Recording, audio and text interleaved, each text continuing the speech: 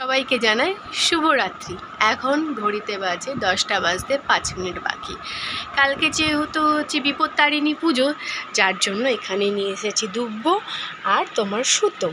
তা এটা বানাতে তো বেশিক্ষণ লাগে না, জানেনই, খুব কম সময়ের মধ্যে হয়ে যাবে। খুব সামান্য রকম আর কি পদ্ধতি। 13টা দুব্ব লাগবে, 13খানা গিট, 13টা সুতো, টোটাল আমাদের 11টা হবে।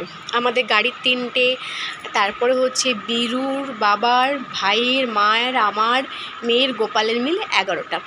আর একটা জিনিস আপনাদের দেখাই, আমি আপনাদের বলেছিলাম যে আমার হাতের তৈরি করা কিছু কিছু জিনিস আপনাদের এক এক করে দেখাবো। তার মধ্যে এই একটা, এটা হলো পাপোশ। অনেকে আসনও ব্যবহার করতে পারেন বা পাপোশ হিসাবে। এটা আমি তৈরি করছি একটা গোটা শাড়ি দিয়ে। এটা অনেকেই পারেন তৈরি করতে, কিন্তু দেখতে খুব সুন্দর লাগছে না? আমি মাঝখানে একটা উল দিয়ে সুন্দর করে ফুল বানিয়েছি, সেটা এর সাথে সেট করে দিয়েছি, যেন পাপোশটা অনেক সুন্দর ফুটে উঠেছে। এই পাপোশটা বানিয়েছি 2 বছর আগে, ব্যবহার করা হয়, ধুয়ে আজকে নিচে নামিয়েছি, তখন আপনাদের সাথে ভাগ করে নিলাম। আমি কিন্তু আরও দুটো বানিয়েছি, সেই দুটো হলো ফুলের মতন। যদি কখনো বের করতে পারি আর কি, তাহলে অবশ্যই আপনাদের সাথে একবার ভাগ করে নেব। ভিডিওটা আমি এখানে ছোটোই রাখবো, খুব বেশি বড় করব না, যেহেতু এরপরে বিপত্তারিণী যে ব্রত আমি পালন করবো বা পুজো করব, সেই ভিডিওটা নিয়ে আসবো।